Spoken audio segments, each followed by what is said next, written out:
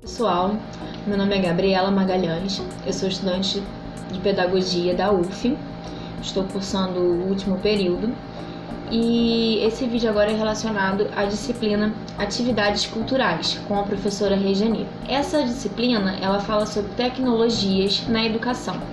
Como que nós educadores, como nós professores, vamos usar essas novas tecnologias dentro de sala de aula.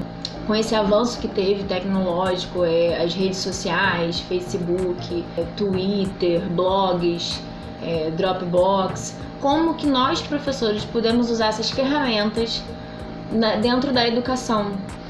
Então, dos principais pontos da atividade cultural, dessa disciplina, que a professora Regiane colocou, foi as tecnologias assistivas. O que seriam as tecnologias assistivas?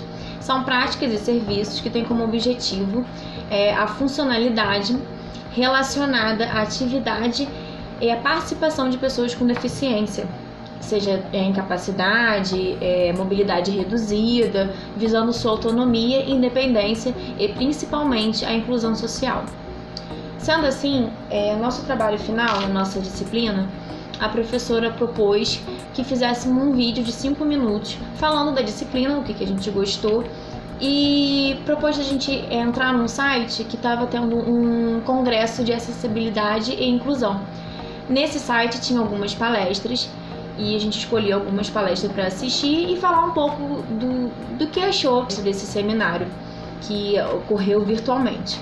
Então eu assisti 2 palestras, o palestrante foi Hamilton, um deficiente tetraplégico, e ele sofreu um acidente de carro. Ele morava com os parentes e depois que ele sofreu o acidente, ele tinha o desejo de morar sozinho.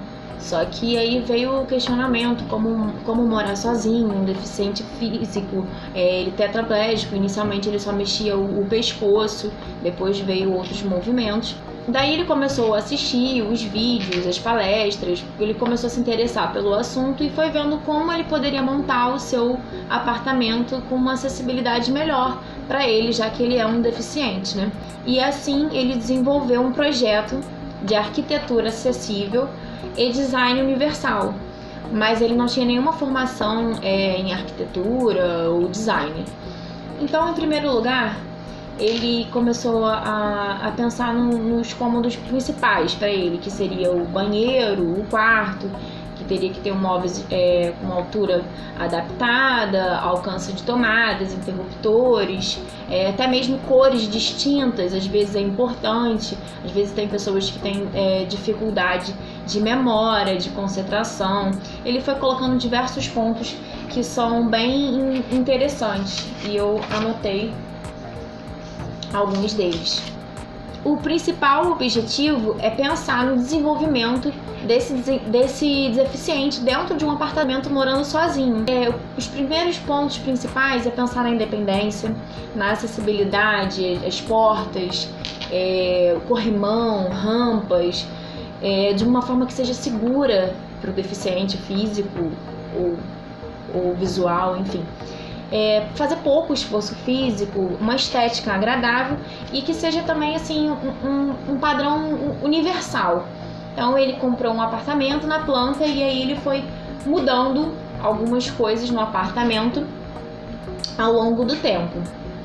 E aí ele colocou coisas importantes, que são os móveis, rampas, maçanetas com um sistema de alavanca, a cozinha com uma bancada que tenha um fogão, tudo junto, assim, numa altura de 90 centímetros, armários retráteis, gavetas abertas por pressão.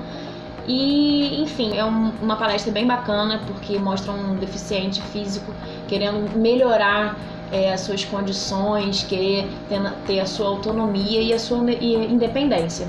Um outro vídeo que eu pude assistir foi do Marcos de Souza, que ele fala sobre a mobilidade urbana.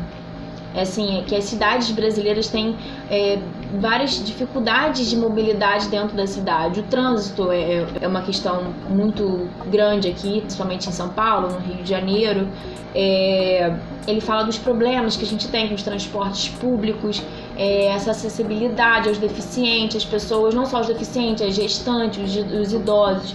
Ele fala de soluções para resolver esses problemas, né? Formas alternativas para melhorar essa nossa mobilidade urbana. Então ele fala da importância de ciclovias, dos transportes públicos, das calçadas, das qualidades das calçadas. Muitas vezes a gente vê calçadas com péssimas condições, buracos, calçadas recuadas, às vezes postes no meio das calçadas.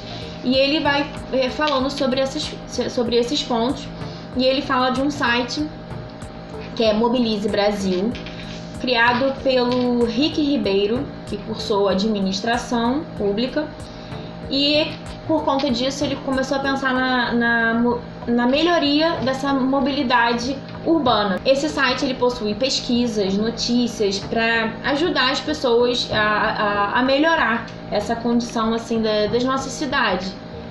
E o Rick, que criou esse site, ele fez mestrado em sustentabilidade em Barcelona, e depois, quando ele voltou para o Brasil, ele descobriu que ele estava com esclerose lateral amiotrófica.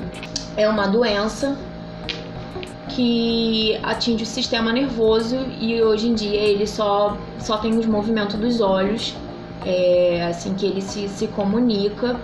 Então, mesmo assim, ele continuou buscando esse site, colocando novas ideias de melhor acesso a não só os deficientes, como toda a população. Ele quis comover, ele quis propor que as pessoas se mobilizassem com ações que melhorassem não só o transporte público, como a sinalização também, vias, ciclovias.